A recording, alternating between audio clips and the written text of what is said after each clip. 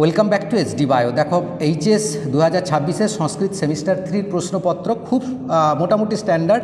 কিছু প্রশ্ন ছায়া প্রকাশনী থেকে দেওয়া হয়েছে, উত্তরগুলো করে দিয়েছেন আমাদের বিদ্যালয়ের শ্রদ্ধেয় পণ্ডিত মহাশয় দুজন, শ্রদ্ধেয় তালুদি স্যার, বিবেক তালুদি স্যার এবং শ্রদ্ধেয় অর্ণব স্যার।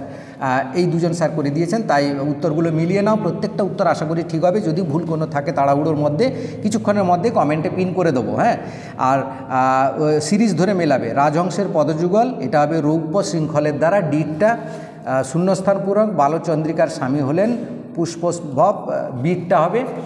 আর তিনের দাগেরটা দেখো, তিনের দাগের উত্তরটা হবে রাজবাহনকে।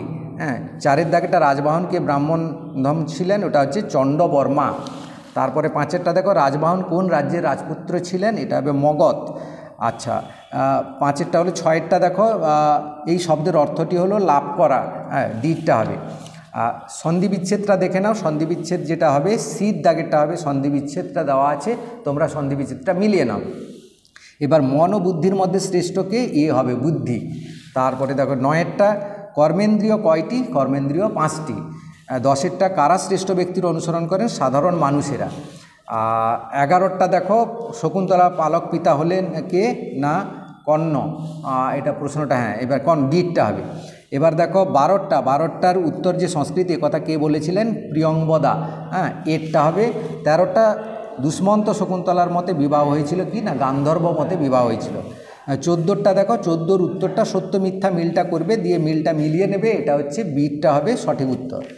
15টায় আসি, শূন্যস্থান পূরণ। শকুন্তলম উপাখ্যান বর্ণিত হয়েছে কোথায়, না মহাভারতে বর্ণিত হয়েছে শকুন্তলম উপাখ্যান। এবার ভার্গব শব্দটির ব্যুৎপত্তির নির্ণয়, এটা হবে এরটা হবে সঠিক উত্তর। আর 17টা দেখো, আত্মপ্রীতি অর্থে যশ। হ্যাঁ, আত্মপ্রীতি অর্থে যশ। 18টা দেখো, শূন্যস্থান পূরণ করা যেটা রয়েছে, এটা হচ্ছে বিটটা হবে সঠিক উত্তর। 19টা দেখো, 19টা মিলটা দেখে নাও। হ্যাঁ, আমি মাঝে মাঝে ভুল বলে দিই, মিলটা ঠিক থাকে কিন্তু উত্তর ভুল বলা হয়ে যায়, এটা হবে ডিটটা হবে সঠিক উত্তর। তারপরে 20টা দেখো, 20টা শ্রেষ্ঠ পদ গঠনের জন্য, এটা হবে ডিটটা হবে সঠিক উত্তর।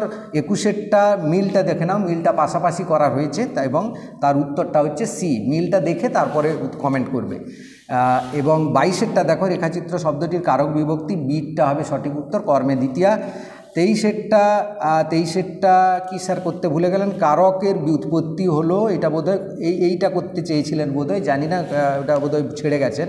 আচ্ছা, স্বতন্ত্র কর্তা আমি কমেন্টে দিয়ে দেবো। হ্যাঁ, 23টা স্বতন্ত্র কর্তা, কর্তৃ হবে সঠিক উত্তর। 25টা হবে অপবর্গের কোন বিভক্তি, তৃতীয়া বিভক্তি। 26টা চতুর্থ তৎপুরুষ সমাস নিষ্পন্ন, এটা হবে বিটটা হবে সঠিক উত্তর। 27টা দেখো, 27 রাজপুত্র, এটা হবে ষষ্ঠী তৎপুরুষ। 28টা দেখো, পাণিনি মতে সমাস 4 প্রকার। তারপরে দেখো সমুদ্রম সমাসবদ্ধ শব্দটি, এরটা হবে সঠিক উত্তর।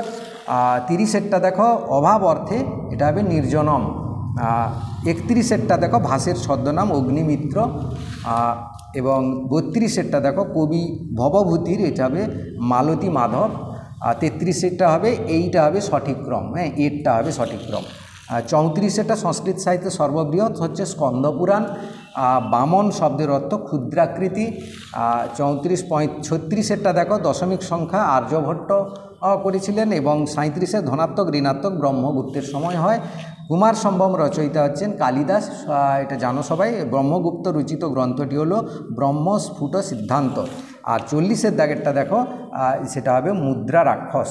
তো এই ছিল আজকের ভিডিওটা ভালো লাগলে সবাইকে শেয়ার করে দাও, সবাই যাতে উত্তরগুলো পেয়ে যায়। আর কিছুক্ষণের মধ্যে অঙ্কটা নিয়ে আসছি। Thank you for watching.